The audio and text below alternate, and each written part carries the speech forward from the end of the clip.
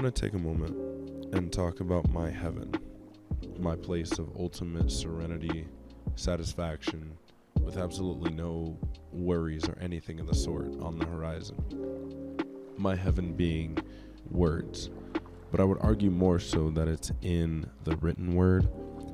Despite me pursuing a career in talk radio and being quite a conversationalist when it comes to simply people that I meet, I've never really let go of the idea that most of my thoughts are best translated via pen to paper.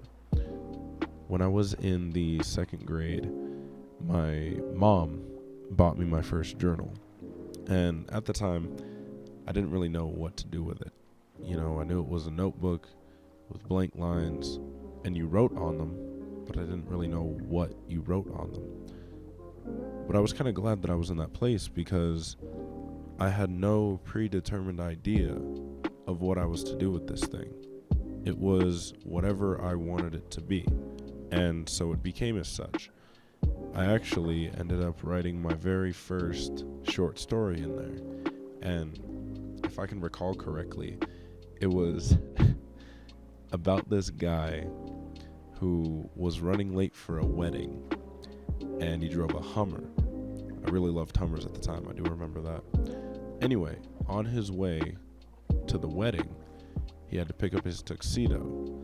So he goes to get his tuxedo, and then as he's driving to the wedding, changing at the same time, the road beneath him falls, and he falls into this really big pit. Somehow doesn't hurt himself because, of course, he's driving a Hummer, you know, one of the safest vehicles in my mind at the time. And he stumbles upon a cave. And in this cave, it's a rather large cave, one that you wouldn't really think would be residing underneath the streets of a major suburb. Anyway, in this rather large cave is a dragon, and tending to that dragon is a wise old man, typically a monk-esque figure you would see in some kung fu movie or so. And I don't remember where the story went after that, but it was just very original, very random, but I was very proud of it because it was my mind running free on this vast open landscape that was this journal.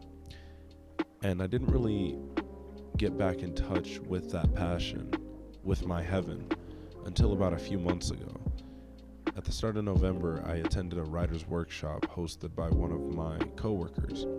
And turns out, first of all, they are very well versed and well educated in what it means to be a writer, and I'm very grateful for that.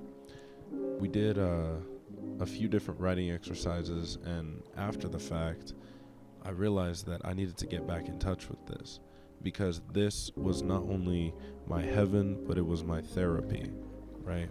Over the past year, I've definitely done a lot of poetry writing, simply to strengthen my abilities as a poet, and just to expand into a new avenue of writing that I hadn't previously expanded into. But I also want to get back into creative writing, short stories and things of that nature. I ended up attending a different writing group that I stumbled upon that meets not too far from where I live, and met a few new writers there, a handful of them, got to know their stories as people, got to know a little bit about them as writers, and got to see their heaven, you know.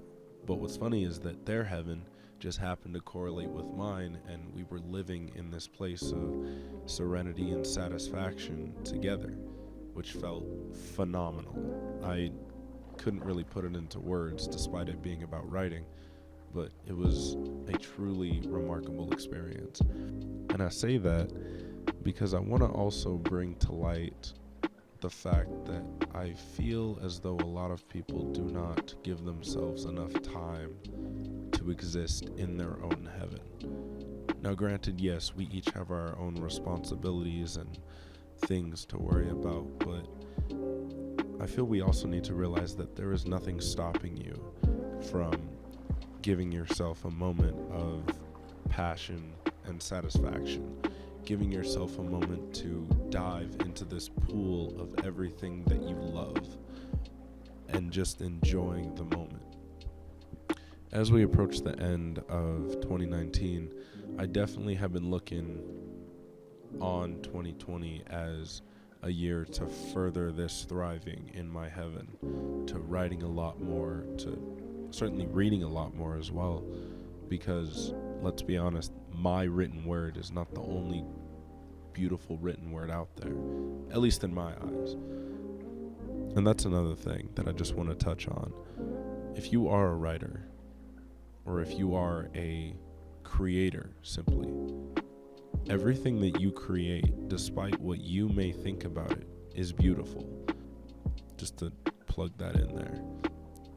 So I would just say use this as simply a reminder to sit down and think about your heaven. What is your heaven? And how you can thrive in it more regularly.